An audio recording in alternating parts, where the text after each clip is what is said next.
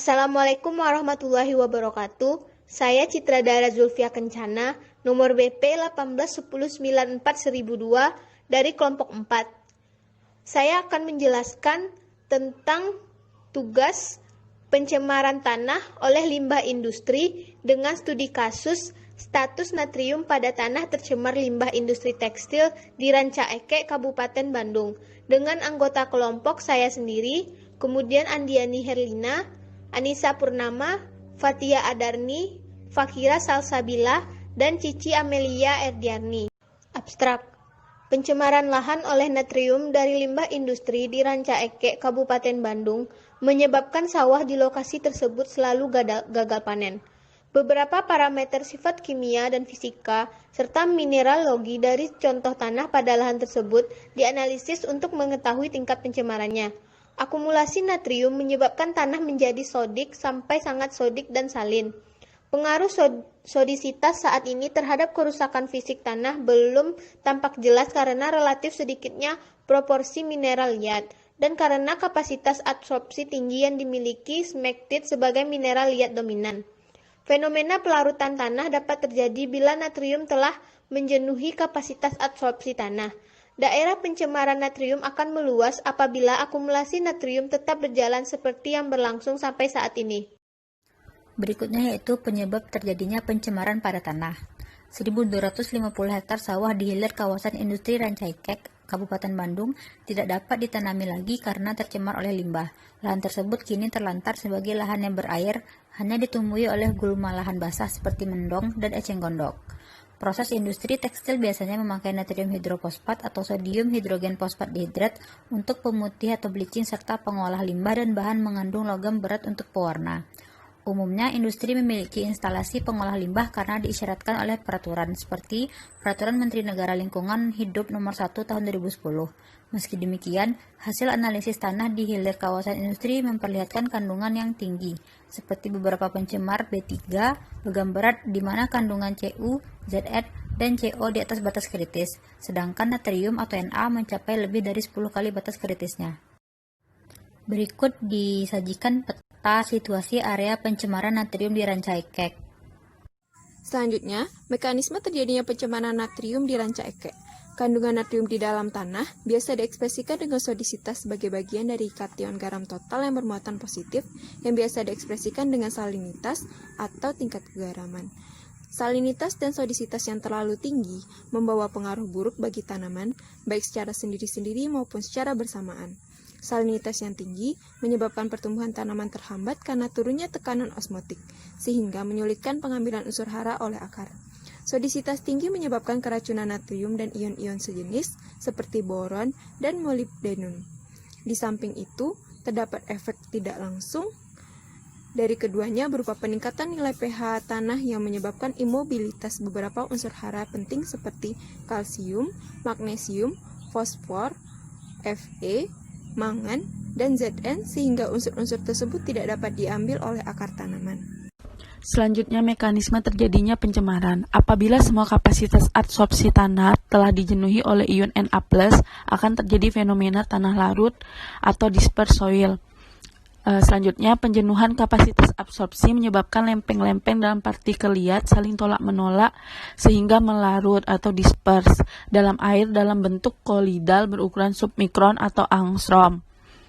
Selanjutnya, di alam, fenomena ini tampak sebagai pembentukan larutan kloidal tanah yang sukar mengendap dan mengeruhkan perairan.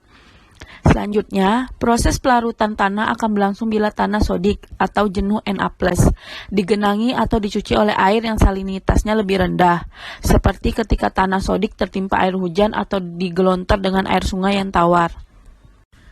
Selanjutnya, ada Na di dalam tanah, paling umum dijumpai sebagai kation atau Na+, dapat dipertukarkan larut dalam air tanah tetapi terikat oleh muatan, partikel-partikel tanah, terutama mineral liat. Selanjutnya, di antara kation-kation yang umum dijumpai di dalam tanah, Na merupakan ion yang paling sulit dipertukarkan dibandingkan ion-ion lainnya, seperti aluminium, kalsium, magnesium, dan kalium. Selanjutnya, kation dapat dipertukarkan berperan penting dalam metabolisme tumbuhan. Bentuk Na dalam tanah lainnya adalah yang berasosiasi dengan bahan organik dan fraksi kation yang berada dalam struktur kristal mineral. Baik, selanjutnya yaitu ada dampak natrium pada tanah, di mana kandungan Na yang sangat tinggi di dalam tanah akan berakibat buruk bagi sifat fisika tanah, karena akan menyebabkan pelarutan liat dan akan menyebabkan penyumbatan dan pembentukan kerak pada kesarangan tanah, sehingga kelulusan tanah akan berkurang dan kepadatan tanah akan meningkat. Apabila semua kapasitas absorpsi tanah telah dijenuhi oleh ion Na, akan terjadi fenomena tanah larut, di mana penjenuhan kapasitas absorpsi menyebabkan lempeng-lempeng dalam partikel liat saling tolak-menolak sehingga melarut dalam air dalam bentuk koloidal berbentuk submikron. Tingginya natrium ini menyebabkan sawah sulit untuk ditumbuhi tanaman karena terganggunya proses fotosintesis, dan hal tersebut mengakibatkan penurunan produksi panen tanaman padi akibat salinitas dan sodisitas pada sebagian tanah tercemar dikategorikan sangat sodik. Baiklah, saya Andiani Herlina, BP 1810-941022 akan menjelaskan materi mengenai penanggulangan pencemaran tanah oleh natrium di Ranca Ekek, Bandung. Penanggulangan yang pertama adalah mengembangkan jenis-jenis tanaman yang dapat beradaptasi dengan keterbatasan lahan. Salah satu contohnya adalah pengembangan padi toleran terhadap Na. Kemudian yang kedua adalah menerapkan teknologi penanggulangan lahan tercemar Na. Salah satunya adalah pengendalian dilakukan dengan pencucian berkala oleh air hujan atau air irigasi. Untuk kasus tanah tercemar di Ranca Ekek, perbaikan tanah dengan cara pencucian ini lebih mudah dilakukan karena daerah tersebut memiliki curah hujan yang cukup tinggi, memiliki kemerengan lereng yang cukup untuk pengaliran yang cepat, dan dilalui oleh aliran anak sungai yang membawa air bersalinitas rendah dari hulu. Prasyarat keberhasilan remediasi lahan tercemar adalah menghentikan penumpukan Na pada tanah.